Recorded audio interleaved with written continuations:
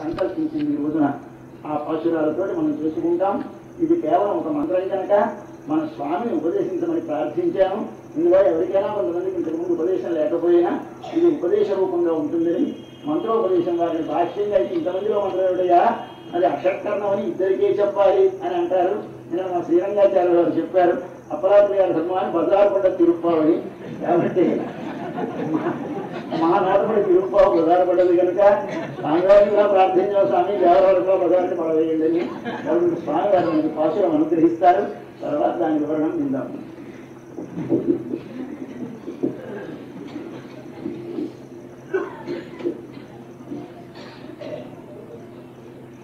పాశురాన్ని ఒకసారి మేము చిన్న చిన్న భాగాలుగా అంటూ ఉంటాం. మీరు కూడా కలిసి అంతా కలిసి అందాం.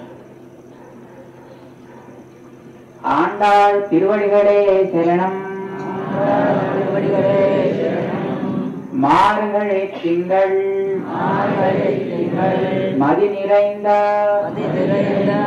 நன்னாடால் நீராடப் போதுவீர் போதுமினோ நேரிழையீர் சீர்மல்கும் ஆய்ப்பாடி செல்வச் சிறுமீர்கள் கூர்வேல் கொடுந்தொழிலன் நந்தகோபன் குமரன் ஏராந்த கண்ணி யசோதை இளம் சிங்கம் கார்மேனி செங்கண் கதிர் மதியம் போல் முகத்தான் நாராயணனே நமக்கே வரை தருவான் வாரோர் புகழா படிந்து தேலோரெம்பாவாய்.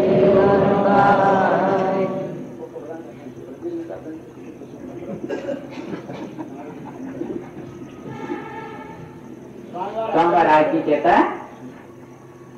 సంవత్సరానికి అర్థం కూడా నేను చెప్తాం. తర్వాత సోమవారాన్ని వివరిస్తారు. అంటే మేము బజార్ను పడేదలుచుకోలేదు, మూలంగా చెప్తాను సోమవారం, దాని తర్వాత అందరికీ అనిపిస్తారు.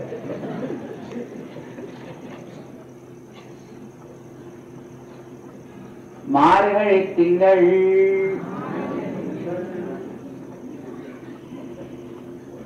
మీరు కూడా చెప్పంట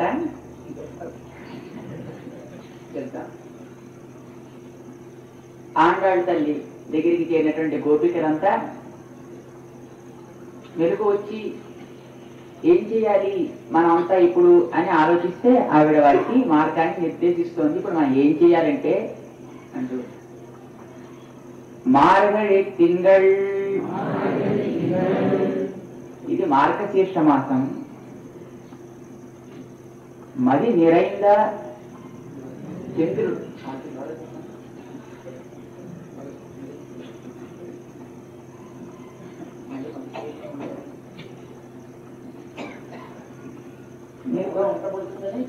మీరు కూడా చెప్పమని అంటున్నారు.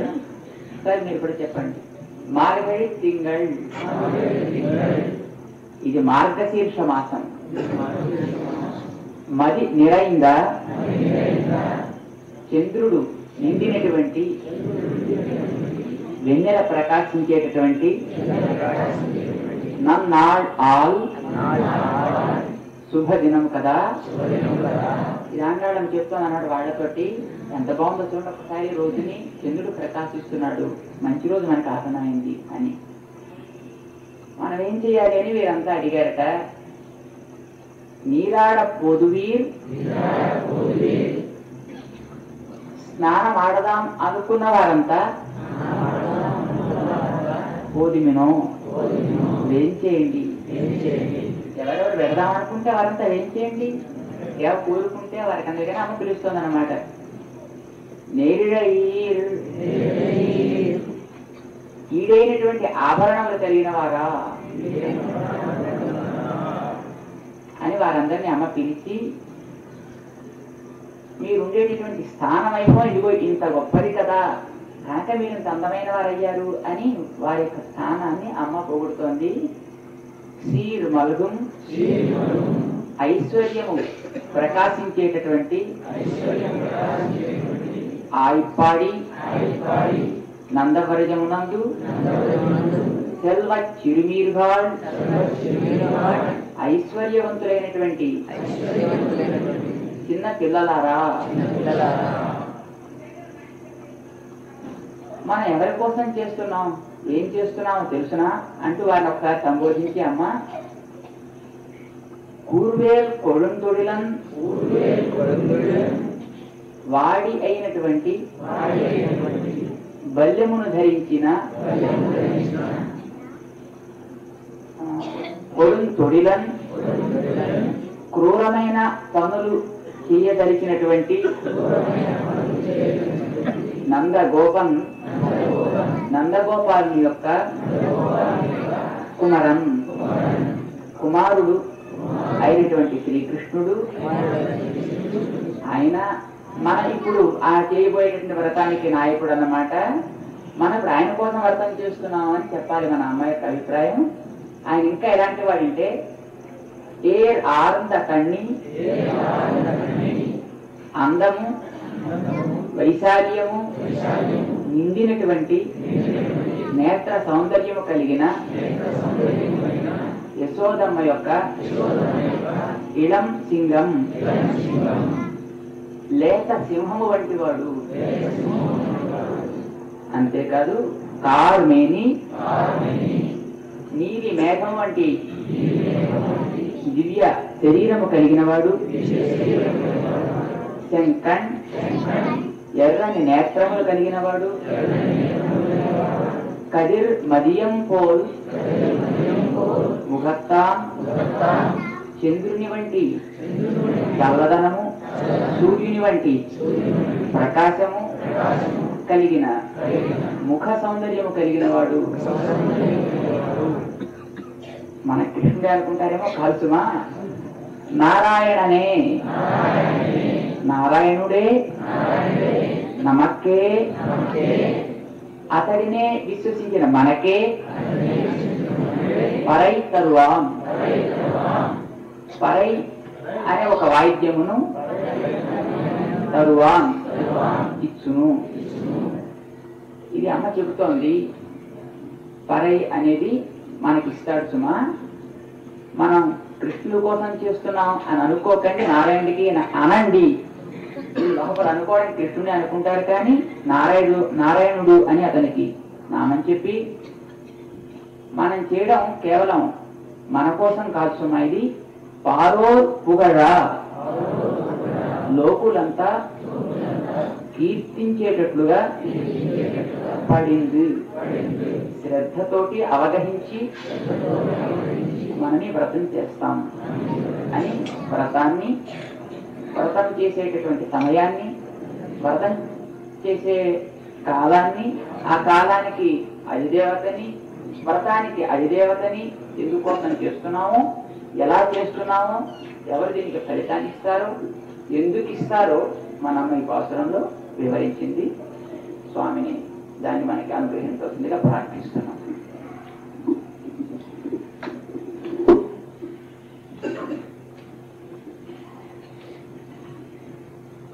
క్షమించమని స్వామిని ప్రార్థన.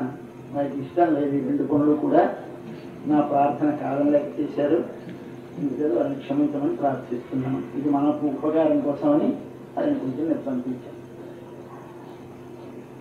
మార్గశీర్ష మాసం మొదట ఆండాళ్ళు ప్రారంభిస్తూ ఈ మార్గశీర్ష మాసం అని చెబుతోంది. ఎందుకు చెప్పడం తెలియదా మనకందరికీ? మార్గశీర్ష మాసం అని మొట్టమొదటి ప్రారంభం మార్గశీర్ష మాసము. ఏమిటి దీని అర్థం అంటే, ఎప్పుడైతే ఇంతవరకు మనం భగవంతుడికి విముఖంగా ఉండి లోకంలో ఉండే విషయాలను అనుభవిస్తూ, ఆ లోకంలో ఉండే విషయాలు మనకి పరమ పురుషార్థాలు అనుకొని జీవించే మనకి ఇవాళ అనుకోకుండా స్వామి లభించి స్వామి సన్నిధిలో వారి అనుగ్రహం చేత ఆహా స్వామి వైపు ఆధిముఖ్యం కలిగిందే, అబ్బా ఈరోజు మన హిస్టరీలో నోట్ చేసుకోవలసిన రోజు, మన భాగ్యనగరంలో ఏదో సువర్ణాక్షరం రుచించవలసిన రోజు అన్నారే నిన్న. ఇది మార్గశీర్ష.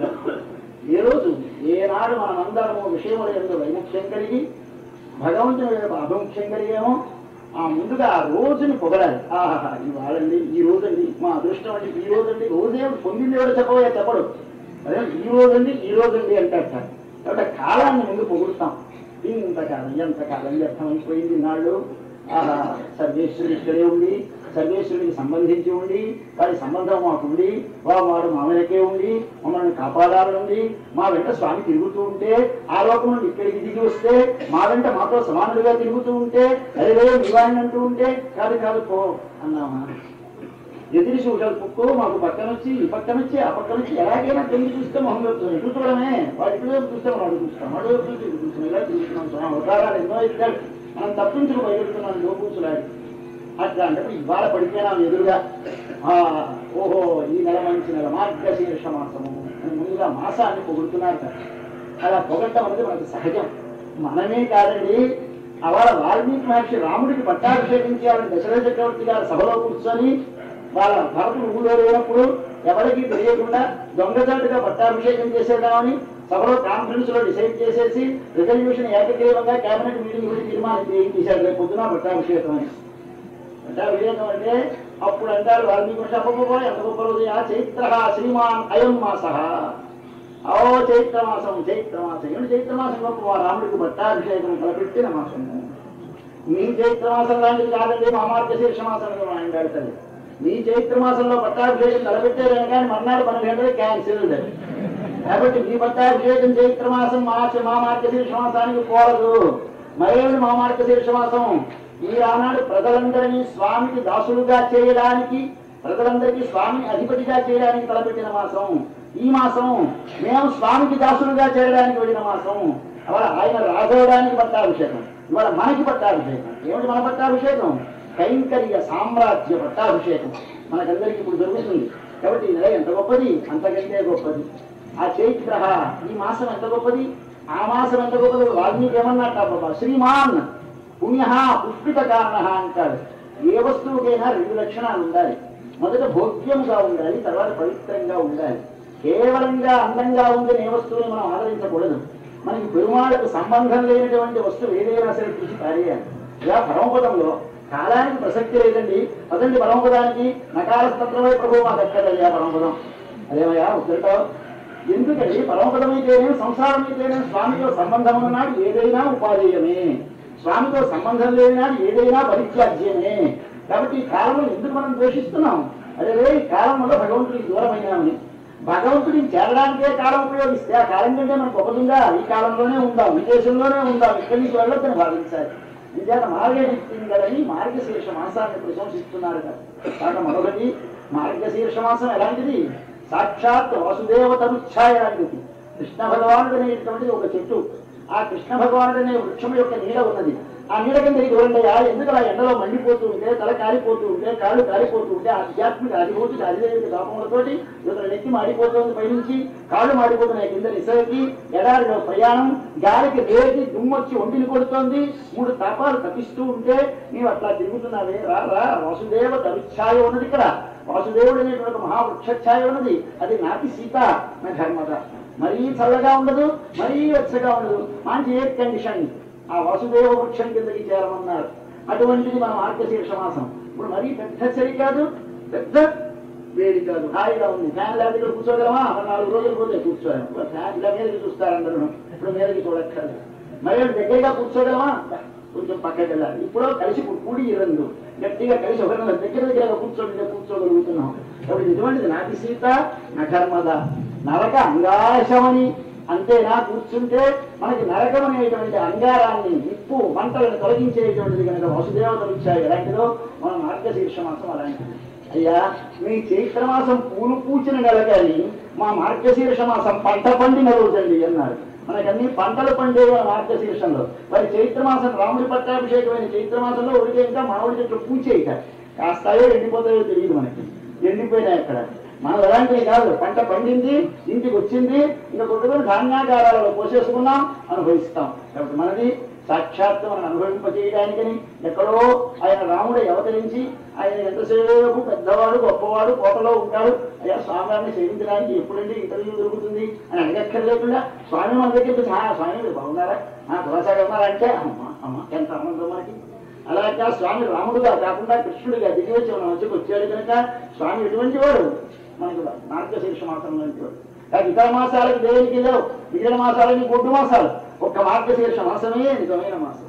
ఏమిటి దీని గొప్పతనం? స్వామి విభూతులు లెక్క వేస్తూ 10వ అధ్యాయంలో భగవద్గీతలో మాసానాం మార్గశీర్షోహం అన్నాడు.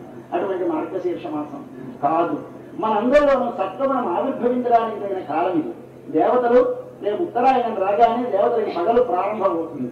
ఉత్తరాయణం పగలు, దక్షిణాయనం రాత్రి దేవతలకి. ఆ దేవతల అనుగ్రహం మనకు కలగాలి అంటే వారికి తెల్లవారిన తర్వాత వారందరూ లేచి మనకు ఉత్తరిస్తారు కనుక ఉత్తరాయణంలో ఏ కర్మ చేసినా, ఉత్తరాయణంలో మనం పరమపదించినా మనకి చాలా పుణ్యమని మన పెద్దలు ఉత్తరాయణం అంటారు. దానికి ముందు నెల ఇది, ఇంకా రాబోతోంది జనవరి 14 మకర మాసం, అక్కడి నుంచి ఉత్తరాయణం. ఇవాళ దానికి ముందు నెల అంటే తెల్లవారితే వెలుగు వస్తుంది. తెల్లవారితే వెలుగు వస్తుంది అంటే అర్థం ఏమిటి? మనకి ఎల్లుండి జనవరి 14 మకర మాసంలో వస్తుంది. దానికి ముందు కాలాన్ని ఏమంటారు? బ్రాహ్మ ముహూర్తము అంటారు. బ్రాహ్మ ముహూర్తం అంటే బ్రహ్మ అనగా లోపల ఉండే పరమాత్మను భావించడానికి అనుగుణమైనటువంటి కాలం. ఇప్పుడు ఒక్కసారి రాత్రి పడుకున్నావు, నిద్ర పట్టేసింది, ఇంద్రియములకు అన్నిటికీ నేను అంటినటువంటి రజోగుణం అంతా ధూళి కరిగిపోయింది, లేచాం, లేవగానే ఫ్రెష్గా ఉంటుంది, ఎంత తాజాగా ఉంటుంది. తెల్లవారుతాం లేవగానే ప్రసన్నంగా ఉంటుంది. ఒకసారి స్నానం చేసి కూర్చుంటే హాయిగా మనసు ఏ విషయానికి ఇతర విషయాలకు వెళ్ళదు, దేనికి తలంచంటే దాన్ని తలుస్తుంది. అటువంటి సమయంలో ఇంతకాలం మనం ఏం చేసాం? అకౌంట్స్ నావల్స్ చదువుకున్నాం. బాగుంది, తెల్లవారుతాం చాలా కామ్గా ఉంటుంది కానీ ఆఫీస్ ఫైల్స్ అన్ని కొట్టుకొస్తాడు ఆయన. తెల్లవారుతాం 3 పాపం ఆఫీస్ ఫైల్స్ పొద్దున 7 దాకా. అలా చేయలేదు. ఇప్పుడు ఏం చేస్తున్నాం? స్వామిని సేవించడానికి బ్రాహ్మ ముహూర్తాన్ని ఉపయోగిస్తున్నాం. కాబట్టి దేవతలకి ముందుండేటటువంటి తెల్లవారేది కాదు. మార్గశీర్ష మాసము సాక్షాత్ మనకి స్వామి యొక్క అవతారం విభూతి రూపమైనటువంటి మాసం కనుక ఈ మాసాన్ని ముందుగా మనకి అభిముఖ్యం కలిగించింది. మరొక్కటి ఏమన్నారంటే, ఇంతకాలము కృష్ణుడిని మిమ్మల్ని చూడనివ్వను, పాతాళంలో పాచేస్తామన్నవాడు వదిలేశారు మన పెద్దలు. ఎంత అదృష్టం! వాళ్ళు బయటికి రారు, అదో పెద్ద ఆనందం మనకి. వాళ్ళు ముసలాళ్ళు చలి, వాళ్ళు రాత్రి దగ్గర గొప్పగా పడుకుంటారు. వాళ్ళు పొద్దున్న 6 అయితే కానీ ముసలాళ్ళు కదలలేరు, మనకేం పడుచువాడు. కాబట్టి మనం తెల్లవారుజాము లేచి వెళితే మనం తిరిగి వచ్చేదాకా మా పిల్లలు బహిరంగానే ఉన్నారనుకుంటారు. వాళ్ళు మనము కృష్ణుడు ఏం చేసినా వాళ్ళకి తెలియదు కనుక. అంటే మన లోపల ఉండే స్వాతంత్ర్య భావన అంకురించక మునుపు, పరదేవత స్పర్శ అంతక మునుపు, ఇతరమైనటువంటి వారు పెద్దవారు కానీ ముసలివారు కానీ లేవక మునుపు మనం స్వామితో చేరడానికి అనుగుణమైన కాలం వచ్చింది కనుక మార్గశీర్ష మాసం. ఇంకెంత అదృష్టం! ఇవాళ మది నిరైంద నల్నాళ్ళు దుగోదుగో చంద్రుడు ఆకాశం వైపు చూస్తే పరిపూర్ణముగా చంద్రుడు నిండినటువంటి మంచి రోజు వచ్చింది. మంచి రోజు చూసి వ్రతం పెట్టుకోలేదు, వీరు వ్రతం ప్రారంభించిన నాడు మాకు మంచి రోజు అయింది. ఇది గొప్పవారి యొక్క అదృష్టం. వారు ఏది ప్రారంభిస్తే వారి వెంట దేవతలందరూ ఉండి విధయశ్చ వైదికా తదీయ గంభీర మనోనుసారిణ అంటారు. స్వామి ఎవరైనా కార్యం చేస్తే ఏమిటండి ఇవాళ ఎందుకు చేస్తున్నారు, ఏమిటి ఇవాళ ముహూర్తం బాగుందా అంటారు. మనకి ముహూర్తం అక్కర్లేదు. అందుచేత మనం ఏం చేస్తాం? సంకల్పం పూజలకు మన స్వామి చెబుతూ ఉంటారు ఎప్పుడు పూజలో, అయ్యా మనకి ఫలాని రోజు ఫలాని సంవత్సరం ఫలాని రోజు ఫలాని నక్షత్రం అనక్కర్లేదు. మనం భగవదాజ్ఞ భగవత్కైంకర్యార్థం చేస్తున్నాం కనుక మనకి కాలం ఎందుకండి, మనకి అక్కర్లేదు అంటారు. కాబట్టి మనం ఏది సంకల్పిస్తే ఆ రోజే స్వామి కైంకర్యం ప్రారంభించి పెద్దలుగా నిర్ణయిస్తే ఆ నిర్ణయించిన సమయానికి అనుగుణంగా ఆయా కాలములు కూడా కలిసి వస్తాయి కనుక స్వదీయాన్ని భక్తుల యొక్క గంభీరమైనటువంటి మనస్సును అనుసరించి వైదికమైన విధులు కూడా ప్రవర్తిస్తాయి కనుక వారు తలపెట్టారు. వెంటనే మార్గశీర్ష పూర్ణిమ పండు వెన్నెల నిండిన రాత్రి వచ్చింది. రాత్రి అంటే చీకటి ఆవరించిన కాలం. చీకటి అంటే అజ్ఞానం. మనకు జన్మలలో చీకటి ఆవరించిన కాలం కొంత, వెలుగు వచ్చిన కాలం కొంత. మొత్తం మానవుడు భగవంతుని నుండి దూరమైనది మొదలుకొని మళ్ళా భగవంతుని చేరే వరకు ఒక రోజు కింద లెక్క తీసుకుంది. ఈ భగవంతుని వీధి నుండి భగవంతుని చేరే వరకు ఉండే కాలంలో సగము భాగము ఎంతకాలము మనకు తెలియకుండా కొంత రాత్రి సాగుతుంది, కొంత పగలు సాగుతుంది. ఎప్పుడు పగలు సాగుతుంది? పగలు కంటే నారాయణమయ కండేరని ఆళ్వార్లు ఒకనాడు 3 ఆళ్వార్లు కలిసి ఒక చోట చేరేసరికి స్వామి సాక్షాత్ శ్రీమన్నారాయణ వారికి వచ్చి ఆవిర్భవిస్తే నాకు తెల్లవారింది అన్నారు. అదేమిటో అర్ధరాత్రి తెల్లవారడమేమిటి? పగలంటే పగలు కాదయ్యా, నారాయణనే కండి, నారాయణుడిని చూశాను. ఒకనాడు ఏంటి, ఒకనాడు అస్తమించని సూర్యుడిని కాదు నేను చూసినది, ఎప్పుడు అస్తమించని సూర్యుడు నాకు కనపడ్డాడు. ఆయనే నారాయణుడు ఉన్నాడు కనుక ఈ నారాయణుడిని దర్శించడం అనేటువంటి పగలు ఎప్పుడు కలుగుతుందో అంతవరకు రాత్రి. అంటే మనం ఇప్పుడు ఇవాళ తెల్లవారింది, ఇవాళ రాత్రి ఏంటంటున్నామే, ఇది కృత్రిమముగా మనం అనుకునే మాటలు.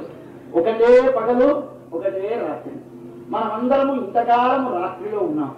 ఇప్పుడు ఆ రాత్రి తెల్లవారుసాము వచ్చింది, వెన్నెల నిండిన రాత్రి వచ్చింది. అంటే రాత్రి అంటే లోపల ఉన్నటువంటి ఆత్మవస్తువు భగవంతుడు దర్శనం కాకుండా ఆవరించిన అజ్ఞానం ఆవరించినటువంటి జన్మలు కొన్ని కోట్లు జరిగితే ఆ జన్మలన్నీ రాత్రి. ఆ రాత్రికి తెల్లవారుజాము రావడం అంటే సత్వగుణము లోపల కలిగి రజస్తమస్సులు తగ్గి నీ లోపల భగవత్ స్వరూపము దర్శనం అవ్వడానికి కావలసినటువంటి నీవెవడవో నీకు తెలియజేసేటటువంటి జ్ఞానమును మహాపురుషులైన ఆచార్యులు అనుగ్రహిస్తే, ఆచార్యుడు చంద్రుడైతే ఆ చంద్రుడైన ఆచార్యుడు ప్రసరింపచేసిన వెన్నెల మన ఆత్మస్వరూపం మనకు తెలియజేసేది. కాబట్టి మన లోపల ఉన్న వస్తువు నేనెవడను ఎలా తెలుస్తుంది? స్వామి అనుగ్రహం ఉంటే. రేపు ఉదయం నుంచి మనకు సాయిస్తారు వారు ఏమిటో ఈ వెన్నెల. ఆ చంద్రుడు ఎవరు అంటే ఆచార్యుడు. ఎందుకు చంద్రుడు ఆచార్యుడు అంటే సూర్యుడు భగవానుడైతే ఆచార్యుడు చంద్రుడు. ఈ సూర్యుడుగా రాత్రి రాలేరు, రాత్రి అయిపోతే ఆయన ఇంకాపము వెళ్ళిపోతాడు. ఆయన కోటుకోరు చూసి ఈయన రావాలి. ఈయనేమిటి చేస్తాడు? ఎప్పుడు ఎవరికి వెచ్చదనాన్ని ఇవ్వడు, చల్లదనాన్ని ఇస్తాడు, ఆహ్లాదాన్ని ఇస్తాడు. చీకటిలో కనపడని వస్తువును కనిపింపజేస్తాడు. చీకటిలో కనపడని వస్తువును కనిపింపజేసేవాడు చంద్రుడే కాని సూర్యుడు కాడు. కనుక అంధకారంతో ఆవరించిన జన్మలలో మన లోపల మరుగుపడిన మన స్వరూపాన్ని మనకు తెలియజేసే ఆత్మస్వరూప యథార్థ జ్ఞానాన్ని ప్రసాదించేవారు ఆచార్యులు. కనుక ఆచార్యుడే చంద్రుడు. ఆ చంద్రుడు ఇచ్చినటువంటి వెన్నెల మనకు ప్రసరించింది. ఇవాళ ఏమిటా వెన్నెల? నేనెవడను తెలిసింది. ఓహో, స్వామి కొరకు వినియోగపడవలసిన వాడను, స్వామికి దాసభూతులను. నేను మాట్లాడినా నా స్వామి ప్రీతి కొరకే, నేను చేతితో శరీరముతో సేవలు చేసినా నా స్వామి ప్రీతి కొరకే, నేను వాక్యతో చేసినా నా స్వామి ప్రీతి కొరకే. కాబట్టి మానసికముగా, వాచికముగా, కాయికముగా స్వామి నేను చేయి సర్వ వ్యాపారములు నీ కొరకే వినియోగపడేటట్లుగా అనుగ్రహించవలసినది అనే జ్ఞానము మనకి ఇవాళ కలిగింది. మన జీవితంలో మహత్తరమైన అదృష్టము కనుక మది నిరైంద నల్నాడు మంచి రోజు వచ్చింది. రండి, ఏం చేయాలి? ఎందుకు రమ్మంటున్నావు? స్నానం చేయడానికి. స్నానం చేయడానికి రమ్మంటుంది. వ్రతం స్నాన వ్రతం. పైకి ఊళ్ళో వాళ్ళందరికీ పేరు పెట్టారు. ఇదంతా ఒక నాటకం. వాళ్ళకి స్నానం అంటే కానీ వాళ్ళు వెళ్ళనివ్వరు, వాళ్ళకి వర్షం పడాలంటే కానీ వాళ్ళు వెళ్ళనివ్వరు. కాబట్టి ఎందుకంటే ఈ వ్రతం అంటే పిల్లలు పుట్టడానికి చెబుతారు శాస్త్రాలు. చెయ్యండి మీరు కూడా వ్రతం, కానీ మీరు మాత్రం ఎవరు పిల్లలు పుట్టడానికి అనుకోకండి. ఐశ్వర్యానికి అంటారు, మనము చేద్దాం, కానీ కామ్యములు చేసినా మనం భగవత్ కైంకర్య రూపముగా చేస్తాం. అంతే తప్ప వారికి ఏ విధమైనటువంటి కోరికలు చేయం. పైవారికి చూస్తే అదిగోటండి వారు కోరికలు కోరుతున్నారు, వారు చేస్తున్నారు అనిపిస్తుంది. లేదా లోకం మనకి నమ్మదు. వాళ్ళందరికీ సంతోషం కోసం చేస్తూ ఉండాలి. కానీ మనం చేసేది మాత్రం కోరికలు లేకుండా స్వామి ప్రీతి కొరకు చేయాలి. దాన్ని చూపిస్తూ అండాలి. మనం చేసే వ్రతమేమిటి? స్నానం. ఎందుకు స్నానం చేస్తే వర్షం పడుతుంది. స్నానం చేసేమిటి? అది పర అని ఒక వాద్యం ఇస్తారు. ఆ వాద్యం తప్పెట. అది గుండెలకి తాడు వేసి పట్టుకుంటారు. వెనక్కి పోసి ఇలా ముందేమో వెడల్పుగా ఉండి దానికి లోపల ఖాళీ ఎక్కువగా ఉండి రెండు చేతులతో దాన్ని మోగించుకుంటూ గొల్లవారు పాటలు పాడతారు. ఈ మధ్య టీవీలో మీరు చూసే ఉంటారు. మన రాష్ట్రం నుంచి ఆంధ్ర రాష్ట్రం నుంచి వెళ్ళారు ఢిల్లీ, వాళ్ళకి ఇదే మోగించారు. ఓహో, ఇదే కబురు ఆంధ్రదేశము వాద్య విశేషం అనుకున్నాం. అటువంటి వాద్యం ఒకటి మనకు కనిపించింది. కాబట్టి ఆ తప్పెట అనే వాద్యం, ఆ తప్పెట గుండెలకు కట్టుకుంటారు. ఈ గుండెలకు కట్టుకొని మోగించే వాద్యం లాంటిది మన పర. అంటే ఏమిటి? చేతులతో మోగిస్తాం, నోటితో పాడతాం. కనుక చేతులతో మోగించడం అంటే కాయిక వ్యాపారములు, గుండెలకు కట్టుకోవడం అంటే మానసిక వ్యాపారము, నోటితో పాడటం అంటే వాచిక వ్యాపారము. ఈ మూడు భగవంతుని కొరకే, ఈ మూడు భగవంతుని కొరకు. ఇది తప్పెట వాయించడం. ఇది పైకి కథ ఏమిటి? గొల్లవారు తప్పెట కట్టుకుంటారు, డ్యాన్స్ చేస్తారు, వర్షం పడుతుంది. కాబట్టి ఇది ఒక వ్రతం. ఈ వ్రతానికి స్నానం. ముందు స్నానం చేయాలి, తర్వాత తప్పెట కట్టుకోవాలి, పాటలు పాడాలి, వర్షం పడుతుంది. తప్పెట కట్టుకోరు, పాటలు పాటు స్నానం ఇదంతా ఒక అబద్ధాలే. మరి అసలు కదా లోపల వేరే ఉంది. ఏమిటి స్నానం? స్నానం అంటే అవగాహన. అవగాహన అంటే మునుగుట, మునగాలి. ఎందులో? కొలాయి కింద కాదు, బాత్రూంలో డొక్కుతో నెత్తి మీద కాదు, నదిలో మునిగాలి. నదిలో మునిగితే ఏమవుతాం? ఒకసారి భావించండి. నదిలో మునిగితే ఇట్లా ముక్కు ముసుకొని లోపలికి వంగుతాం. వంగితే మనము మరి కనపడకుండా మన పైనుంచి నీళ్లు ఎండిపోతుంది. అడుగున మనం ఉన్నామో లేదో కనపడదు. అట్లా మనం భగవద్గుణంలో మునగాలి. ఒక్కసారి మనల్ని మనం మర్చిపోవాలి. నేనెవడను జ్ఞాపకం ఉండదు, శరీరము జ్ఞాపకం ఉండదు. ఒకసారి మనమందరము ఆ భగవద్గుణ అనుభవంలో అవగాహించాలంటే మునగాలి. ఆ భగవద్గుణ అనుభవములో అవగాహించడం అనేదే స్నానము. ఆ స్నానము కొరకు మనం బయలు చేస్తుంది. అబ్బా ఇంత గొప్ప బలమా, ఇంత గొప్ప బలం అంటే ఇదే మోక్షం కదా. అవును. అయితే ఈ మోక్షానికి మనం ఎవరో మనకు తెలియకుండా వారి గుణములు అనుభవిస్తూ ఉండడం అనేది కలిగితే ఇది మోక్షం అంటే దీనికి ఏమిటి అధికారం? చాలా గొప్పదే. లోకంలో వచ్చిన సత్యానవృతం చేయాలంటే చాలా అధికారం ఉండాలి, మరొకటి చేయాలంటే అధికారం ఉండాలి. ఏమీ లేదు, 4 రోజులు స్వర్గంలో ఉంటారట, మళ్ళీ వాడు భోగం తోసేస్తారట. ఈ పడిపోవడానికి బ్రహ్మాండమైన యజ్ఞం చేయాలి. యజ్ఞం చెయ్యాలి అంటే నల్లటి చుట్టూ ఉండాలట, పళ్ళు ఉండాలిట, వయస్సులో ఉండాలిట, ఎన్నో కండిషన్లు, దానికి కావాల్సిన డబ్బు, దానికి కావాల్సిన ఎన్నో ఎన్ని ఉండాలి. ఇంకా పనికిరాలి కదా. మన వ్రతానికి ఏం కావాలా అంటారు? ఏమక్కర్లేదు, ఏం కావాలి? ఏం లేదు. నీకు చేయాలి ఉందా? రండి అంతే. చేయాలి ఉందా? ఉన్నది. కోరుకుంటే దాని ఇచ్చ. కాబట్టి లోకంలో ఇతరమైన విషయములకన్నిటికీ అధికారి ఎవరు అని ప్రశ్న, కానీ భగవంతుని పొందడం అనే దానికి అధికారి లేదు, కోరిక ఒక్కటే ఉండాలి. అయితే కోరిక సాధనమా? కాదు.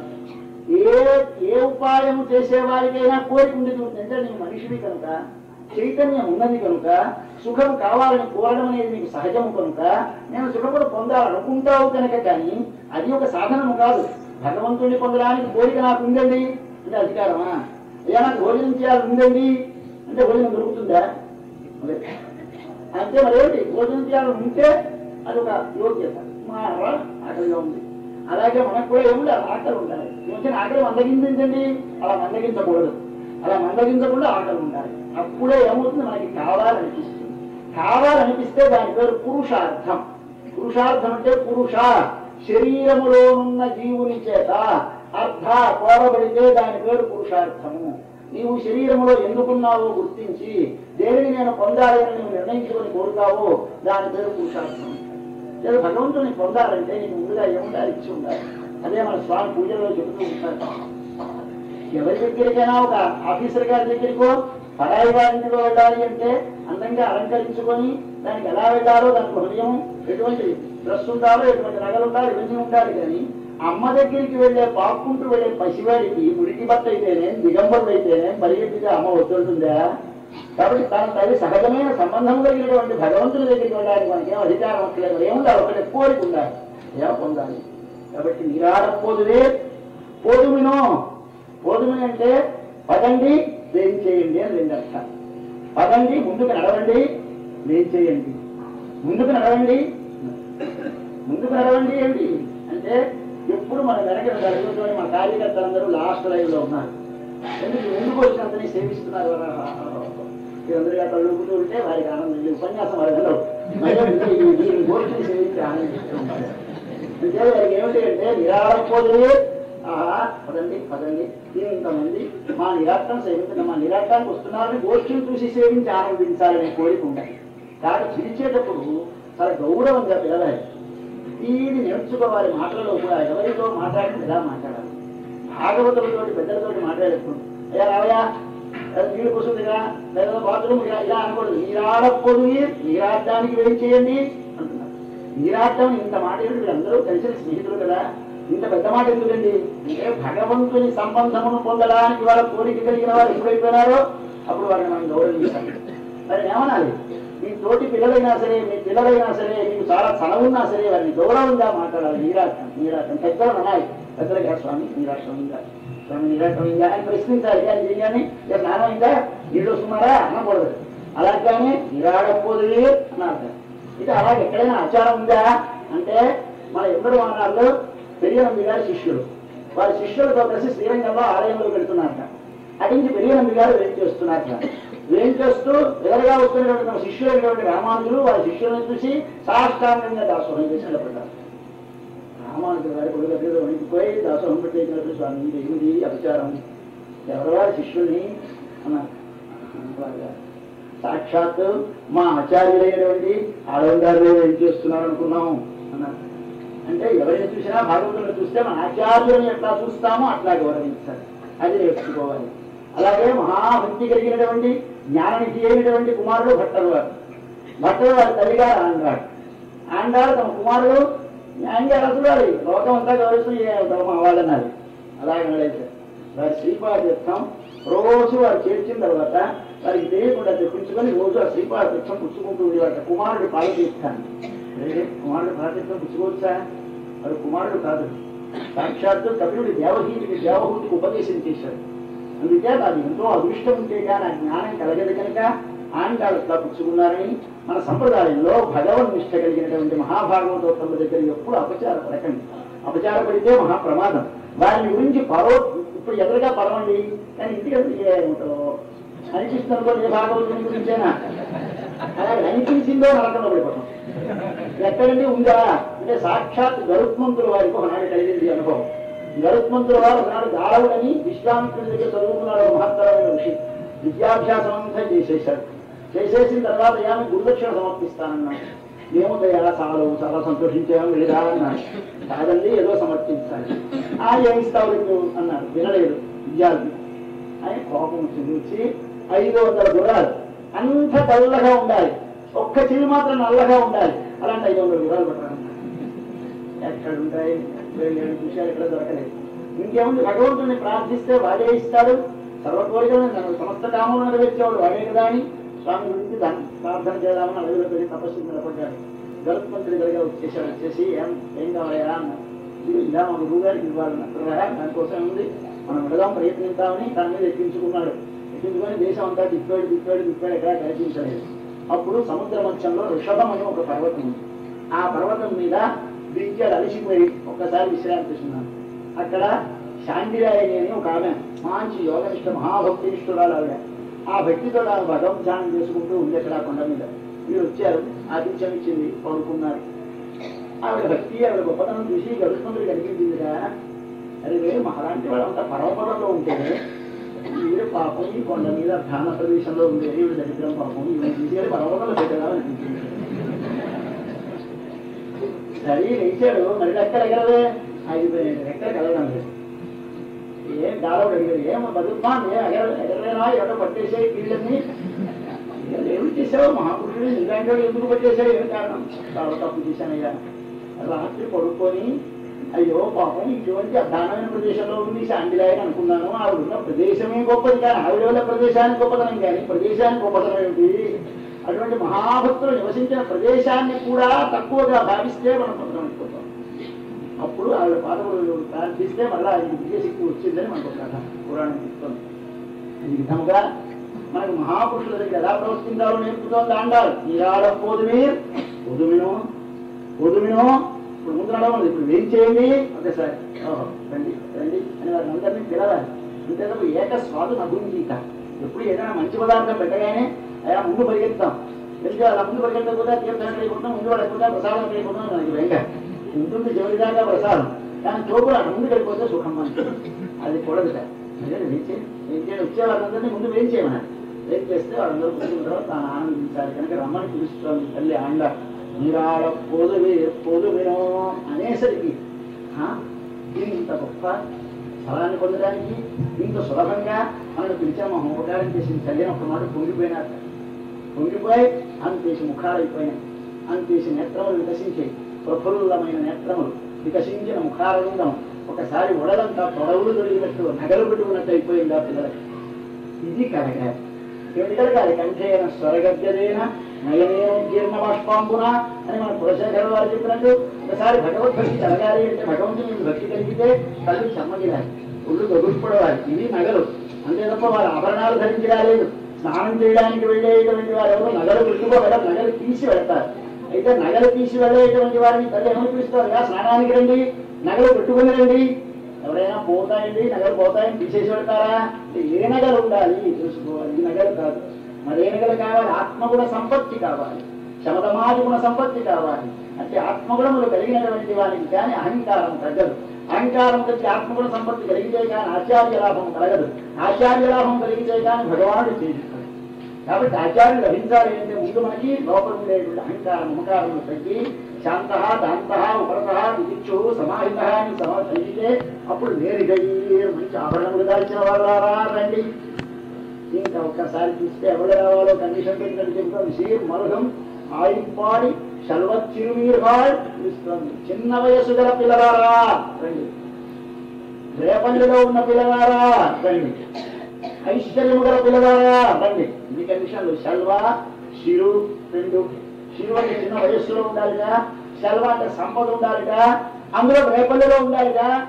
ఇదిగో మీరు తమని పిలుస్తోంది అన్నాడు. ఏమిటి దీని అర్థం అంటే, రేపల్లిలో ఉండడం అంటే స్వామి అవతరించి స్వామి సంచరించిన దేశంలో వారి సమకాలంలో వారిని అనుభవించడానికి యోగ్యమైనటువంటి వయస్సులో ఉండేటువంటి అదృష్టం పొందినటువంటి వారు కనుక వీరు. ఆయిప్పాడి అంటే ముముక్షువులైన జనులు నివసించేటువంటి ప్రదేశం. మోక్షమందు ఇచ్చగలిగినటువంటి వారందరూ ముముక్షువులు, భోగమందు ఇచ్చగలిగిన వారందరూ బుభుక్షువులు. బుభుక్షువుల కోపకాలికుడైన నందవృజం, ఇది ముముక్షువుల యొక్క ప్రదేశం. అటువంటి దేశంలో ఉన్నారు. స్వామి ఇక్కడికి వచ్చిన తర్వాత పరమపదం నుంచి, పరమపదములో స్వామికి ఉండే గుణములు ఉన్నాయి కానీ అక్కడ ఏమి గుణములు కనిపించేవి కావుట. ఇక్కడికి వచ్చిన తర్వాత స్వామి గుణములు ప్రకాశితములైనాయట, బాగా వికసించేయట. కాక స్వామి అవతరించిన తర్వాత రేపల్లిలో పాలు పెరుగు బాగా పెరిగేయట. ఆవులు పాలు ఎక్కువ ఇస్తున్నాయి. ఇప్పుడు మునపటి కంటే పశు సంపద, సస్య సంపద పెరిగింది స్వామి వచ్చిన తర్వాత. అంతేకాదు స్వామి గొప్పతనం ఎక్కడ ప్రకాశించింది? రేపల్లిలోనే. పరమపదంలో స్వామి అలా ఉన్నాడు కానీ ఎవరికి అక్కర్లేదు. ఎంచేత అందరూ డబ్బున్న వాళ్ళైతే ఒకడవుతారు, వాళ్ళకి అక్కర్లేదు. వాళ్ళ ముందు పలకరించారు అంటే అందరూ డబ్బు కోటీశ్వరులే, ఎవరిని ఎవరు పలకరించారు? ఏమిటి అవసరం వాడితో వీడుకుంటే వీడిపోయి వాడికి కాస్త పేదలో ఒక నలుగురు ఉండని మాలాంటి వాళ్ళు, అందరి అవసరం వాడికి. ఏమంటే గులసగా ఉన్నారు, గులసగా పాటిస్తూ ఉంటారు. అలాగే అక్కడ పరమపదంలో స్వామి యొక్క గుణములు 4 ఉన్నాయి, అవసరం లేదు. ఆయన క్షమ, ఓత్సారి, ఎవడు తప్పులు చేసేవాడు ఎవరు లేడు అక్కడ. అనవసరం ట్యాంక్స్ ఆ గుణం ఎక్కడో పెట్టేశారు, దాచేశారు బ్యాంకులో. అలాగే రెండో దయ, ఎవరికైనా దుఃఖం ఉంటే కదా దయకి, అది లేదు. పోనీ ఇంకా అయ్యా వాత్సల్యం. వాత్సల్యం ఎందుకండి? ఎవరైనా దోషాలు చేస్తే కదా వాత్సల్యానికి, అది ఎక్కర్లేదు. అయ్యా సౌశీల్యం, తనకంటే తక్కువ వాడు ఎవరైనా ఉంటే కదా వారితో కలిసి వారి స్థితికరణ గొప్ప చెప్పుకుని అందరూ ఆయనతో సమానులు. కాబట్టి 4 గుణాలు ఉన్నాయా లేవా సందేహం ఆ దేశంలో. అందుకోసం స్వామి అన్ని గుణములు ఉన్నాయని లిస్టులో మాత్రం ఉన్నాయి. సౌశీల్య, వాత్సల్య అన్ని లిస్టులో ఉన్నాయి, ఎప్పుడూ కనపడవు అక్కడ. అందుకోసం స్వామి ఏం చేసేటదే ఇన్ని గుణాలు ఉన్నా పాపం ఈ గుణాలు 4 ఎవరికి కనిపించలేదని ఒకనాడు వారు ఆరాధన చేసి స్వామికి అంతా అయిపోయిన తర్వాత ధూపం వేస్తారు. ఆ ధూపం వేశాక ధూపం వేస్తే స్వామి ఆయన పూర్తిగా ధూపం వేసేశారు. స్వామి అసలే నలుపు, ధూపం కమ్మేసి అక్కడ నిత్యసూరులు అందరూ ఉన్నారు. పరమపదంలో అలా కళ్ళు తెలుసు ఎప్పుడు చూస్తూనే ఉంటారు. పాపం చూస్తున్నారు, పొగట్టేసి ఇదే మంచి అదనుకున్నాడు స్వామి. ఒక్కసారి అంతర్ధానం అయిపోయినాడు పరమపదంలో. చిన్నగా వచ్చేసాడు మన రేపల్లికి. ఇక్కడ గోపికలు తన ఎందుకు ప్రేమ కలిగినటువంటి గోపికలందరూ స్పృశించినటువంటి ఆ వెన్న కాస్త అరగించేశాడు. అరగించేసి మళ్ళీ కృష్ణావతారం పూర్తి చేసుకుని ఆ దూపం తగ్గేసి నేను పెట్టానంట స్వామి. వాళ్ళందరూ చూశారు, అదే స్వామి ఏమిటి ఇక్కడికి వెళ్ళాడని ఈ రూపం చూడటం ఏమిటి ఆ రూపం ఏమిటంటే స్వామి వెన్న దొంగతనం చేసినారు. ఏమదృష్టం, ఎంత సౌశీల్యం, ఎంత క్షమ, ఎంత సహకారం. తక్కువ వాటితో కలిసి మనిషి తిరుగుతాడా స్వామి, అలా ఉంటాడా? ఎప్పుడు చూడ ఎందుకు అక్కడ అందరూ గొప్పవాళ్ళే, ఆ గుణం కనిపించలేదు. దానితో ఏం చేసిందిగా ఆమె లక్ష్మీదేవి వారు అక్కడ ఉన్నారు. ఏమిటో ఈ లోకంలో గొప్పలు చెప్తున్నారు అందరూ. ఓహో స్వామి అంతేనండి, ఆ దేశం వెళ్ళి వాత్సల్యం అండి, స్వామి ఎంత సౌశీల్యం అండి. ఏమిటో ఆ గుణాల పేర్లు లేదు లేదు అక్కడ, ఎందుకు అవసరం లేక ఆ గుణాల పేర్లు వెళ్ళలేదు. పాపం ఉన్నాయి స్వామిలో, ఎవరికి అక్కర్లేదు. అప్పుడు ఆయన ఈ నెలాగైనా ఈ రూపంతో అక్కడికి పిలిపించాలని బుద్ధి పుట్టింది. అందుకే ఏం చేస్తే వస్తాడు ఈయన, వందాన్ని పనిచేయడామని ఒక వైదికుడు ఉన్నాడు, ఒక బ్రాహ్మణుడు. ఆయన కొడుకు చచ్చిపోయినాడు. ఆవిడ చిన్నగా తీసుకెళ్ళిపోయి పరమపదంలో పెట్టేసింది ఆ అబ్బాయికి, లక్ష్మీదేవి వారు. ఈయన ఈ లోకంలో ఉన్నాడు. అక్కడి నుంచి ఆ వైదికుడు వచ్చి ప్రార్థించాడు. అయ్యా అర్జునుడు ఈయన ఒకడు ఉన్నాడు స్వామికి, ఈయన అతను ఉంటూ ఈయన అందంగా ఉపయోగిస్తూ ఉంటాడు, హేళగా వాడి పెట్టి నాటకం ఆడుతూ ఉంటాడు. అయ్యా మా పిల్లడు పోయినాడే, అలాగైనా మీరు రక్షించాలి. దానికి ఉండండి, వెళ్ళి తీసుకొచ్చేస్తా ఉన్నాడు మనవాడు, ఎవరి అర్జునుడు, మన పార్టీ. ఈయన సిద్ధపడ్డాడు. లేకపోతే చచ్చిపోతానంటాడు. వాడికి 2 ఉన్నాయి, ఏదైనా చేస్తానంటే చేయలేకపోతే సాయంకాలం చచ్చిపోతాను. సరే ఇంకా స్వామి వెళ్ళబోతూ ఉన్నాడు. బలవాయి అర్జున అని రథం నడిపాడు. ఎక్కడికి? పరమపదాన్ని. ఏమిటి అందులోకి వెళితే కరిగిపోతాయి, ఆ లోపలికి వెళితే సమస్త ప్రకృతి ఇవన్నీ వెనకకు వెళ్ళిన తర్వాత ఏ పదార్థములో చేరిపోతే మళ్ళీ ఈ నామరూపములు ఉండవో అట్టి ప్రకృతికి ఉండేటటువంటి తమస్సు అనే దాన్ని దాటి అవతలికి వెళ్ళాలి. ఆ తమస్సులోకి రథం నడుపు వెళ్ళిపోయినట్ట. దీని మీద గుర్రాలు వెళ్ళాయి, రథం వెళ్ళింది, కృష్ణ రూపంతో స్వామి, అర్జునుడు వీళ్ళందరూ వెళ్ళిపోయినారు. చిన్నగా బ్రహ్మదానికి వెళ్ళారు చూశారు. అది ఓ తండ్రి ఇలా నీ సౌశల్యం, ఇది వాత్సల్యం అని ఒకసారి అమ్మవారు చూసి పొందిపోయి ఆ వైదికులను ఇచ్చారు, తీసుకొచ్చారు. అటువంటి రూపము కృష్ణ రూపము. అటువంటి సంపద పెరిగింది. స్వామి యొక్క కళ్యాణ గుణములు ప్రకాశించినది దివ్య దేశం ఏది రేపల్లి నందవ్రజము. అటువంటి నందవ్రజములో ఉన్న వారు అదృష్టవంతులు. ఎవరైతే మహాపురుషుల యొక్క సహవాసంతో, అటువంటి ఆచార్యుల యొక్క సన్నిధిలో, భాగవతుల యొక్క సన్నిధిలో ఈ లౌకిక విషయ వాంఛలు తగ్గి కేవలం భగవద్ విషయం నుండి ఆసక్తి కలిగి, భగవద్ ఆభిముఖ్యము కలిగి, సంతరం మన స్వరూపము జ్ఞాపకం నుండి ఉంటామో వారందరము రేపల్లెలో ఉన్నట్టు లెక్క. అయిపోడి అక్కడ ఉండి ఏముండాలి? సెల్వం ఉండాలి, ఐశ్వర్యం ఉండాలి. మనం డబ్బున్న వాళ్ళకే వ్రతం, డబ్బు లేని వాళ్ళకి ఏమో అడ్మిషన్. ఏమంటే అదేమిటి డబ్బా? మరి అందరూ వస్తున్నారు. డబ్బు అంటే ఈ డబ్బు కాదయ్యా, మరే డబ్బు కావాలి? విభీషణుడుకున్న డబ్బు, ఆ గజేంద్రుడుకున్న డబ్బు, ఆ లక్ష్మణుడుకున్న డబ్బు కావాలన్నా. ఏమిటి వారి ముగ్గురికి ఉన్నది? ఆ గజేంద్రుడిని మొసలి పట్టుకుంది. మొసలి పట్టుకుని 1000 ఏళ్ళు లాగేసింది. ఈయన బయటికి లాగా, అది లోపలికి లాగా. అయిన తర్వాత 1000 ఏళ్ళు అయిన తర్వాత ఆయనకి జ్ఞానోదయం అయింది. అరే నేను మొసలిని విడిపించుకోలేను, మా వారెవరూ విడిపించలేరు, నీవే తప్పని తప్పరందరుగా మన్నింపందరు నేను రవే ఈశ్వర అన్నాడు. ఆ వాళ్ళ మనకి పరాశరుడు విష్ణు పురాణంలో ఉన్నారు. సతు నాగవరహ శ్రీమాను, ఆ శ్రీమంతుడైన గజేంద్రుడు అన్నట్టు. ఏమిటి శ్రీ? కాలు పీక్కుపోయిన శ్రీమంతుడు కాదు, మరే శ్రీమంతుడు. తనను రక్షించేవాడు భగవంతుడని భగవంతుని వైపు ఆభిముఖ్యం వెళ్ళి తనను తాను రక్షించుకోవాలనే జ్ఞానోదయమైన శ్రీమంతుడిది శ్రీ. మరొక శ్రీమంతుడెవరు?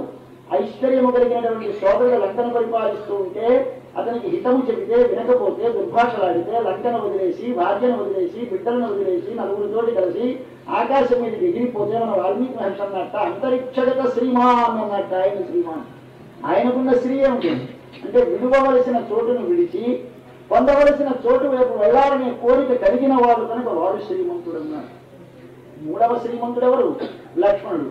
ఈయన లక్ష్మణం లక్ష్మి సంపన్న అన్నట్ట. వాల్మీకి ఏమున్నది ఈయనకు లక్ష్మి అంటే తాను ఐశ్వర్యము కాని, భార్య కాని, వీణవి కాని వేటిని భావించకుండా స్వామికి దాసుడని తెలిసి, స్వామి కైంకర్యమే తనకు పరమ పురుషార్థమని తెలిసి నిత్య సాన్నిధ్య నిత్య కైంకర్యములు పొందిన మహాభాగ్యశాలి లక్ష్మణుడు కనుక వారు ముగ్గురు శ్రీమంతులు. అటువంటి సెల్వం, అటువంటి ఐశ్వర్యము గల వారు రండి రండి. సెల్వ చిరుమీరాలు కాని ఒక్కటి, ముసలివారు రాకండి, మగవారు రాకండి, మానికి పడుచు పిల్లలు రండి. ఏమిటి పడుచుదనం? ఏమిటి అంటే అర్థం మన బయటి శరీరానికి ఎలాగైతే యవ్వనం ఉంటుందో లోపల ఆత్మకి యవ్వనం ఉంటుంది, లోపల ఆత్మకి బాల్యం ఉంటుంది, లోపల ఆత్మకి వార్ధక్యం ఉంటుంది. ఏమిటి బాల్యం అంటే అజ్ఞానంతో నిండిన మనమందరము బాల్యములో ఉన్నట్టు లెక్క కాదు. యవ్వనం అంటే ఏమిటి అంటే యవ్వనం అనే మాటకు అర్థం ఈ పిల్లకి యవ్వనం వచ్చింది, ఈ పిల్లడికి యవ్వనం వచ్చింది అంటే స్త్రీ పురుషుల అన్యోన్యము అనుభవించడానికి యోగ్యమైన వయస్సు అని అర్థం. ఈ ఆత్మకి కూడా పురుషానుభవయోగ్యమైన దశ కలుగుతుంది. ప్రహ్లాదుడు 5 ఏళ్లవాడు, 80 ఏళ్ల హిరణ్యకశిపుడు.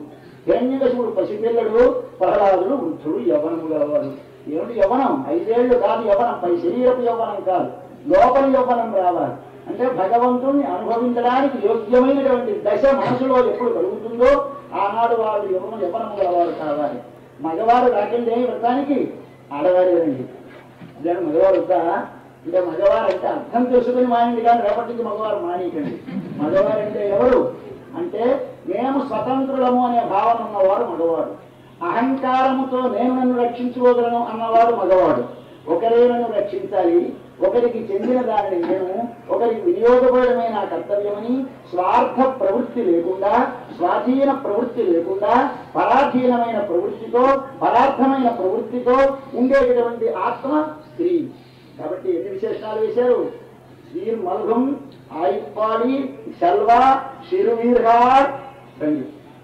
బాగుంది. ఏం చేయాలి మనందరం? ఊరు వేలు కొడుంగహిరం నందగోపన్ కుమరన్. మనం కృష్ణుడి దగ్గరికి వెళదాం.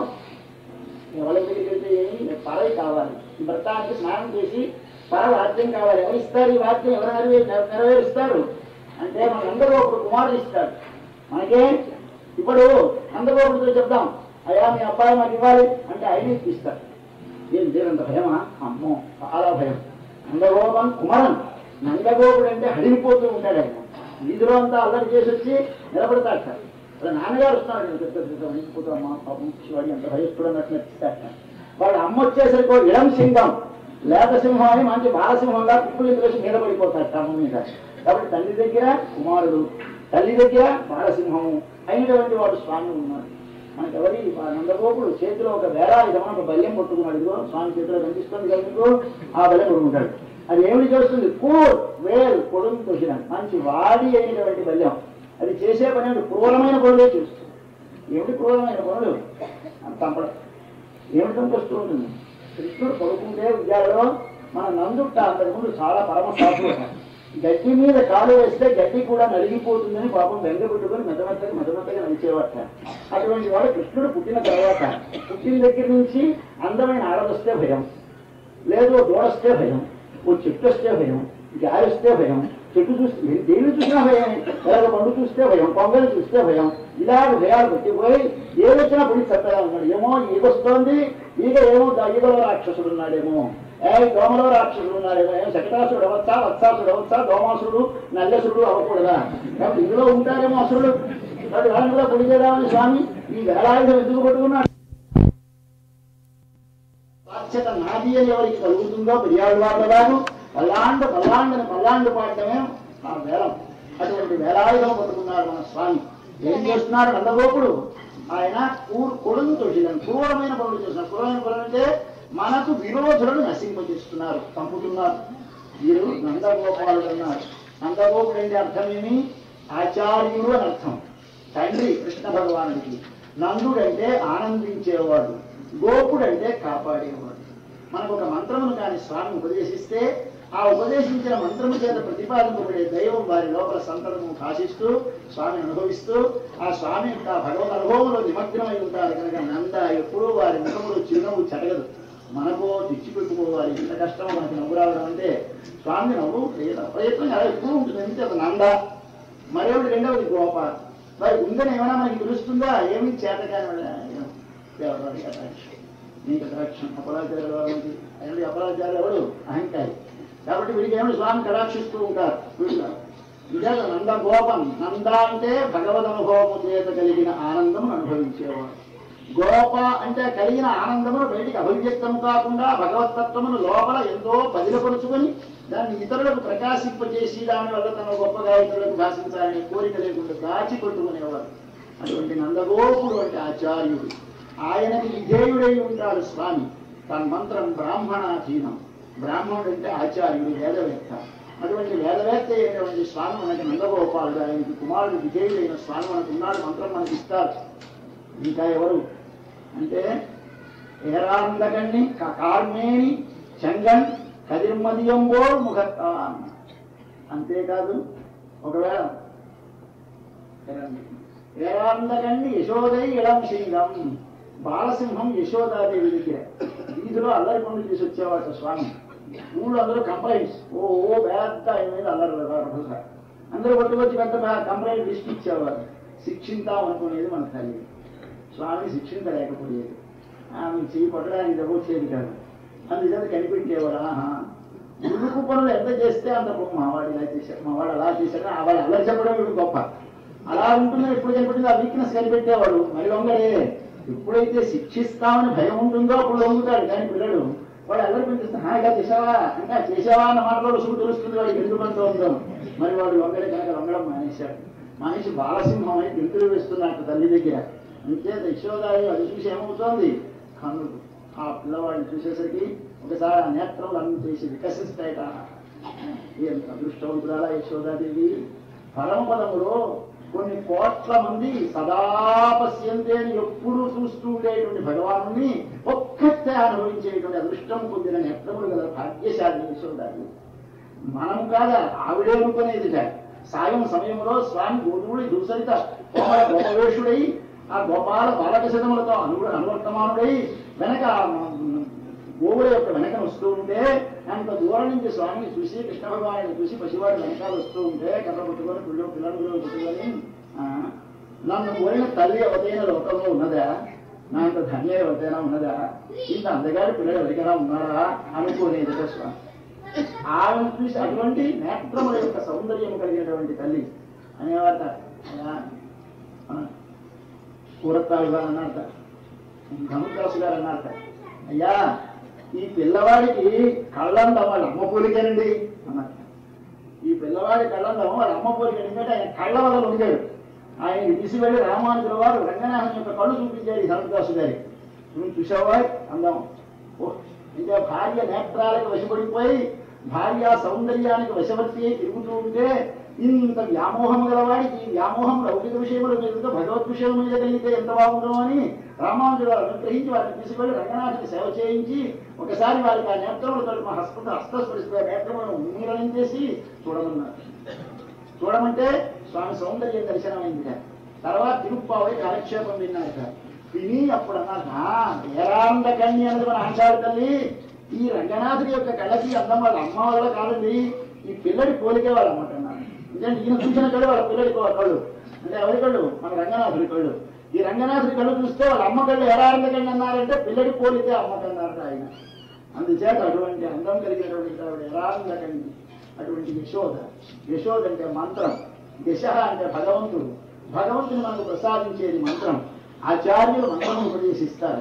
ఆ మంత్రమే తల్లి. తల్లి కడుపులో భగవంతుడు పెరుగుతాడు. తల్లి అంటే ఎవరు? మంత్రం.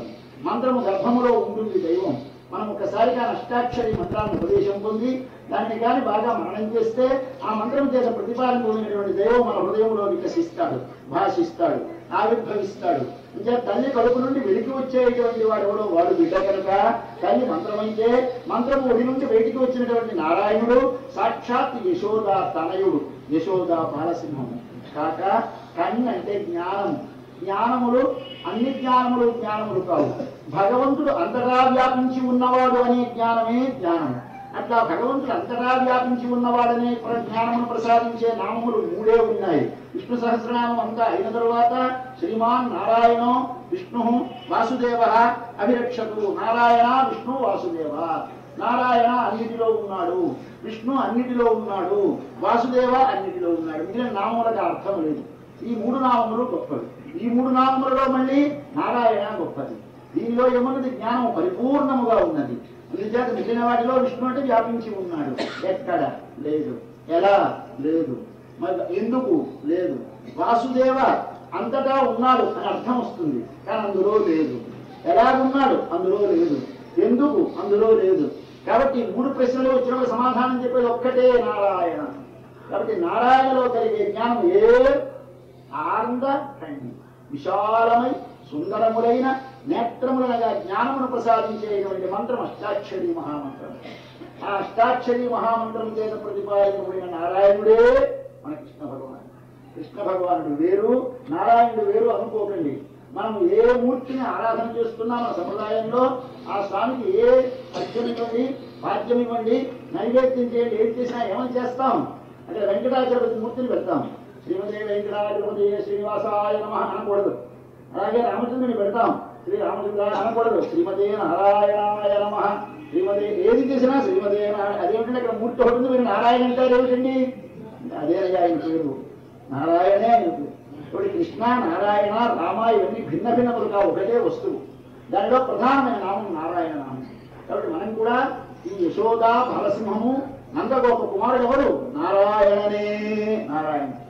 దీన్ని ఎలా ఉంటాయండి? ఇది అసలు ప్రధానమైన విషయం. మన సంప్రదాయాన్ని ప్రతివారు జ్ఞాపకం పెట్టుకోవాలి. ఉపనిషత్ సంప్రదాయంలో ఎక్కడ చూసినా భగవంతుని దివ్యమంగళ విగ్రహం ఉన్నదని, భగవంతుని గుణములు ఉన్నాయని చెప్తుంది. భగవంతుని గుణములు లేవని ఉపనిషత్తు ఎక్కడా చెప్పలేదు. సర్వజ్ఞ సర్వవిత్ అని స్వామికి పరాశ్య శక్తి విధేవ సూర్యదే గుణములు ఉన్నాయని చెబుతోంది.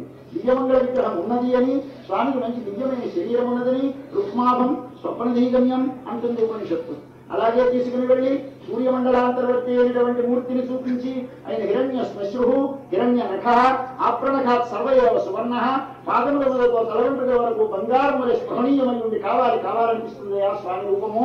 ఆయనకు తామరకు అప్పుడే ఉదయించిన సూర్యుని చేత వికసింపచేయబడిన లోతైన నీటిలో లాభైన కాడపై నిలిచినటువంటి తామరపువులకు నేత్రములు గలవాడు మన స్వామి అని ఉపనిషత్తు చెబుతోంది. అటువంటి దివ్యమైనటువంటి మంగళ విగ్రహం ఉన్నదని భావించు. అటువంటి సౌందర్య రాశి స్వామి. ఒకవేళ మనకి నందగోపుడు ఇవ్వకపోవచ్చు, యశోదాదేవి ఇవ్వకపోవచ్చు. ఇవ్వకపోయినా వదలలేము మా స్వామి సౌందర్యం. స్వామి కార్మేని శంకన్, కార్మేని శంకన్, కార్మేని నిండా నీరు పట్టిన మబ్బును కోరినది జమంగళ విగ్రహమా స్వామి ఇది. ఓహో దేవి మూర్తి ఏమిటి మేఘం అనుకున్నది? తాపార్తులకు ప్రసన్నం చేసి ఆర్తిని తగ్గించేది మేఘం.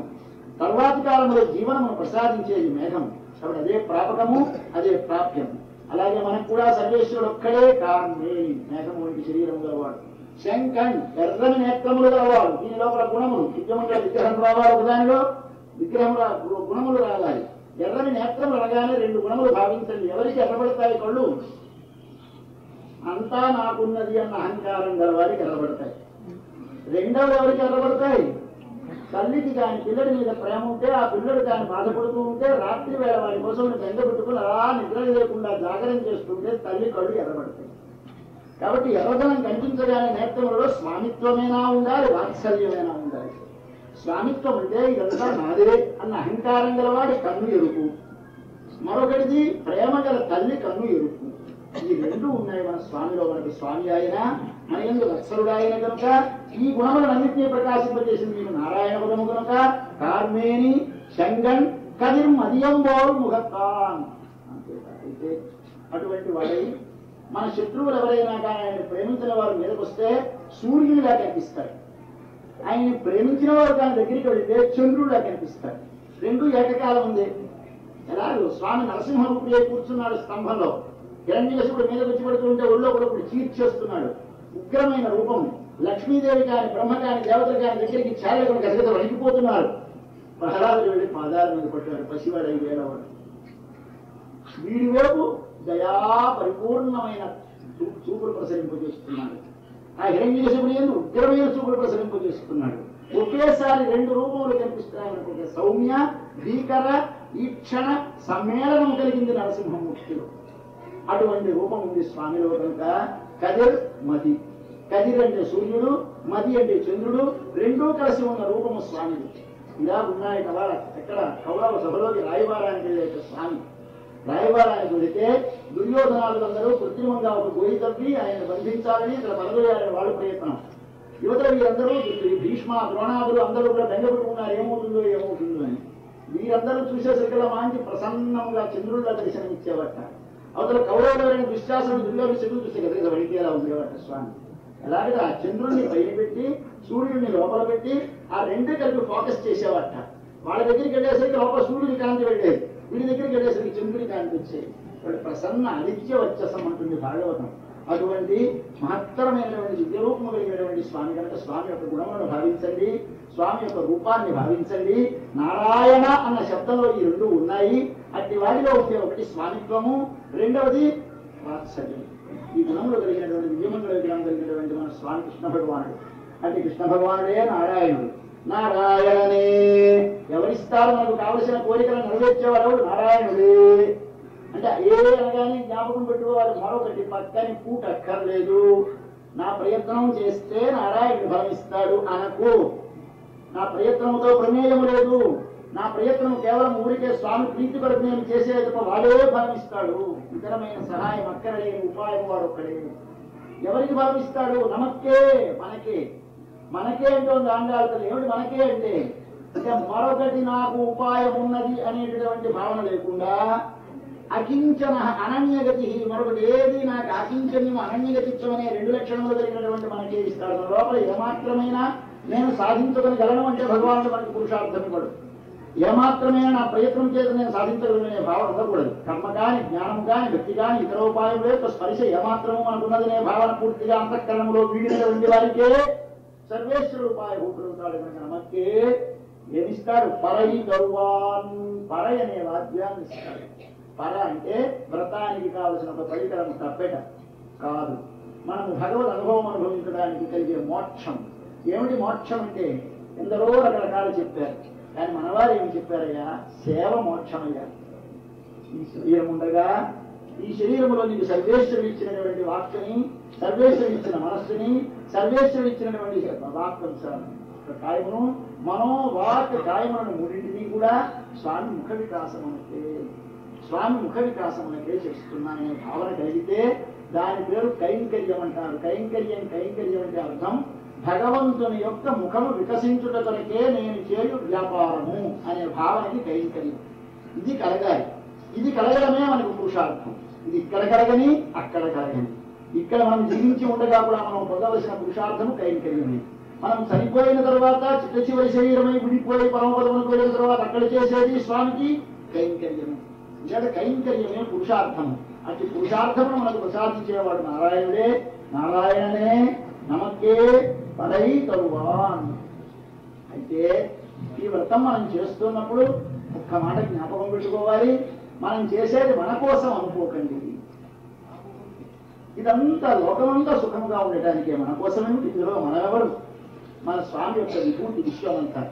స్వామి యొక్క విభూతి అయిన విశ్వమంతా స్వామి శరీరం అంటే, అయ్యా కాళ్ళని ప్రేమించాడు ఒకడు, వాడు ముక్కుని ప్రేమించడా? ఈ మెడను ప్రేమిస్తే కాళ్ళని ప్రేమించడా?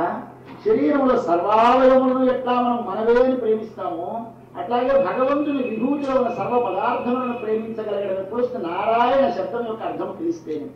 అన్ని పదార్థములలో వాడు ఉన్నాడు. ఏ వస్తువును చూసినా నా స్వామి లోపల ఉన్నాడు. ఒక చెట్టుని చూస్తే ఓహో ఈ చెట్టు అనే ఆకారంలో ప్రకృతి ఉన్నది, ఆ ప్రకృతి లోపల జీవుడు ఉన్నాడు, ఆ జీవుడి లోపల తండ్రి నీవు ఉన్నావా కనిపించాలి. ఒక ఆవును చూస్తే ఆవు లోపల ఉన్న జీవుని లోపల పరమాత్మ ఉన్నాడు కనపడాలి. మూడు పదార్థములు కలిసి ఉంటాయి, ఇవి గోచరించాలి. పైకి శరీరం, లోపలిది ఆత్మ. కాబట్టి సర్వ పదార్థములకు భగవానుడు ఆత్మ, భగవానుడికి విశ్వమంతా శరీరము. ఈ భావన మనలో కలిగితే కానీ ప్రేమ కలగదు. ఎప్పుడు ప్రేమ కలుగుతుంది? దాని లోపల ఉన్న మనవాడు ఉన్నాడంటే ప్రేమ కలుగుతుంది. ఏమిలా వచ్చారండి? మా వాళ్ళ ఇల్లు అండి, ఇది ఇంటి మీద ప్రేమ కాదు, మా వాళ్ళ ఇల్లు కనుక ప్రేమ. ఏమన్నా అమ్మాయి ఎవరంత ప్రేమ పడుతున్నారు? మా అమ్మాయి ఏమన్నా చెల్లి గారు అమ్మాయి అండి అంటే చెల్లి గారు అమ్మాయి కనుక ప్రేమిస్తున్నాం. కాబట్టి ఎందుకు ప్రేమిస్తున్నావు? వారితో మనకుండే ఒక సంబంధం తెలియాలి. అలాగే విశ్వాన్ని ప్రేమించవయ్యా, లోకం అందరినీ ప్రేమించాలి. ఉపన్యాసాలు చెబితే సుఖం లేదు. నారాయణ మంత్రం తెలిస్తేనే ప్రేమ కలుగుతుంది. నారాయణ పదం యొక్క అర్థం తెలిస్తేనే ప్రేమ కలుగుతుంది. భక్తి కలగాలి అంటే నారాయణ పదం యొక్క అర్థం తెలియాలి. కేవలం ఇక్కడే నీవు ఇక్కడ ఉండగానే సర్వ పదార్థములను భూతములను అన్నింటినీ ప్రేమించి స్వామికి సేవారూపముగా నీవు చేసే సర్వ వ్యాపారములు చేస్తే అదే మోక్షం. మోక్షం అనేది ఎక్కడికో వెళ్ళి ఎప్పుడో పొందేది చిన్న చిన్న కాలాంతరమందు దేశాంతరమందు దేహాంతరముతో అనుభవిస్తాం, అది వేరు. ఇక్కడుండగా ఈ శరీరంలో ఇక్కడే మనం పొందవలసిన ఫలాన్ని మన స్వామి ప్రసాదిస్తాడు. అది ఏమి? అదే కైంకర్యం అనగా భగవత్ సేవ. కాబట్టి మన సంప్రదాయంలో మనకి పురుషార్థమేమి అని అడిగితే ఏం చెప్పాలి? కైంకర్యమే పురుషార్థము. దీన్ని ఇచ్చేవాడెవడు? ఉపాయమేమి అని అడిగితే నారాయణనే. అయా ఎవరికి ఇస్తాడు? నమక్కే, మాకే. మాకే అంటే అర్థం మరొకటి ఉపాయము అనే ఏ విధమైన భావన లేని వారము, అనన్య గతికులము. మరొకడు మాకు రక్షకుడు ఉన్నాడనే భావన లేని వారము మేము, మాకు మరొక ఉపాయం ఉన్నదనే భావన లేని వారము మేము, మాకు సర్వేశ్వరుడు. కాబట్టి దీనిలో ఏమి నిర్ణయం చేశారు?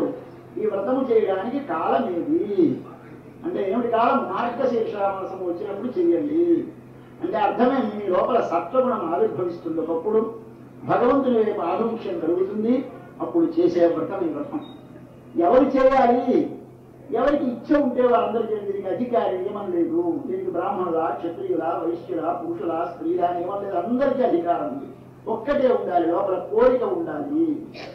ఇక తరువాత ఏం చేయాలి? దీనికి కొన్ని కండిషన్స్ ఉన్నాయి. ఏమిటా కండిషన్స్? డబ్బు ఉండాలి మీకు బాగా, అంటే భగవత్ కైంకర్యంలో ఆసక్తి ఉండాలి, శమము దమము ఈ అహంకారము కొంచెం తగ్గి ఉండాలి. అటువంటివన్నీ మీ లోపల సత్వగుణం కలగగానే కలుగుతాయి. ఆచార్యుల యొక్క కటాక్షం ప్రసరిస్తే, మీ ముందు సత్పురుషుల యొక్క సహవాసం, భాగవతుల యొక్క సహవాసం వహిస్తే దానివల్ల మీ లోపల ఉండే అహంకారములు తగ్గుతాయి, మనస్సు లోపల ఉండే రాగద్వేషములు తగ్గుతాయి. దాని లోపల మీ మనస్సు లోపల ప్రసన్నమైన స్థితి ఏర్పడుతుంది. తెల్లవారే ముందు ఉండేటువంటి స్థితి మన లోపల ఏర్పడుతుంది, వెలుగు వస్తుంది లోపల. ఇంకా సూర్యుడు రాడు, సూర్యుడు వస్తాడు మరి కొంతకాలం పోతే. ఆ సూర్యుడు వచ్చే కాలానికి ముందుండే సమయంలో మనం ఉన్నాం. ఎప్పుడు ప్రారంభిస్తాం? బాగుంది. దీనికి ఎవరిస్తారు ఈ ఫలము? ఈ నారాయణుడు మనకు ఎలా వస్తాడు? అదిగో ఉన్నాడు స్వామి నందగోపుడు ఉన్నాడు, ఆయన ఆశ్రయించాం, ఆయన ఎలా చెప్తే అలా వింటాడు, మనకు వస్తాడు. ఎవరు? ఆచార్యుడు. ఆయన దేవుంది, ఆయన భార్య ఉంది యశోద, మంత్రము, వీరిద్దరికి వశవర్తి అయిన వాడు ఆయన. ఆయన ఎలా ఉంటాడు? ఆయన ఓహో దివ్య మంగళ విగ్రహం కలవాడు, సమస్త కళ్యాణ గుణ పరిపూర్ణుడు, గుణములు లేనివాడు కాడు మా స్వామి, విగ్రహం లేనివాడు కాడు మా స్వామి, కార్మేని శనిగాన్ని. అటువంటి స్వామిని సేవిస్తాం. సేవిస్తే ఏం చేస్తాడు? మనకి కావలసిన పురుషార్థాన్ని ప్రసాదిస్తాడు. ఉపాయం ఆయనే, ఉపేయం ఆయనే. మనం ఆచరించవలసిన కాలం సత్వగుణము నిండిన కాలంలో ఈ వ్రతమును మీలో ఎప్పుడైతే ఆ కోరిక కలిగిందో వెంటనే దీన్ని ఉపక్రమించండి. దీనికి కావలసినదల్లా ఒకటే రుచి. రుచి అంటే నడవాలి. అది కలిగిన నాడు చెయ్యండి అని అధికారి నిర్ణయం చేసి కాలాన్ని ప్రశంసించి ప్రాప్యమేమి ప్రాపకమేమి ఉపాయమేమి ఫలమేమి అనే దాన్ని నిర్దేశించి మన ఆండాళ్ళ తల్లి వీరందరినీ బయలుదేరమని తీసుకుని వెళ్ళింది. ఇది లోపలి కథ.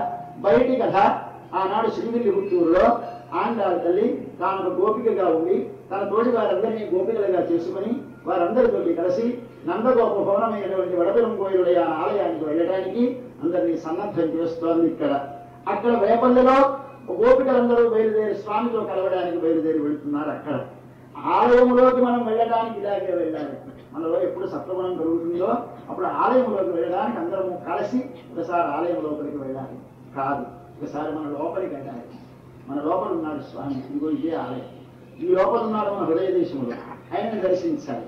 ఎలా దర్శిస్తాం? సత్వగుణ మహితమైన కాలంలో ఆచార్య అనుగ్రహం కలిగితే ఆచార్య అనుగ్రహంతో లభించిన మంత్రము చేత కలిగిన జ్ఞానం చేత స్వామిని దర్శించుకుంటాం. ఇన్ని రహస్యార్థాలను నిక్షేపించి ఒక వ్రతం చేయిస్తోంది మన తల్లి. மார்கழி திங்கள் மது நிறைந்த நன்னாளால் நீராடப் போதுமே எப்போதுமினோ நேர்கையீர் சீர் மதுமாய்ப்பாடி சந்திரன் சிறுமீர்கள் ஊர்வேல் முழுந்தொழிலம் நந்தரோகன் பேராளுந்த கல்வி யசோதை இளம் சிங்கம் கார்மே செங்கண் கதிர் மதியம் போல் முகத்தான் நாராயணே நமக்கே மறை வருவான் ஆரோர் புகழப் படிந்தேரோரப்பாய் ஸ்வச்சிஷ்ட மாலிகா பந்த கந்த பந்து விஷ்ணவே விஷ்ணுபித்தனுஜாயே கோதாயே நித்யமங்கலம் மாதுஷா கிஞ்சனத்ராணபத்த கங்கணபாணயே விஷ்ணுபித்தனுஜாயே கோதாயே நித்யமங்கலம் श्रीमत्ते विष्णुचित्तार्य मनोनन्दनहेतवे नन्दनन्दन सुन्दर्यै गोदायै नित्यमङ्गलम् कायेन वाचा मनसेन्द्रियैर्वा बुद्ध्यात्मना वा प्रकृते स्वभावात् करोमि यत् सकलं परस्मै नारायणायेति समर्पयामि। श्रीकृष्णार्पणमस्तु।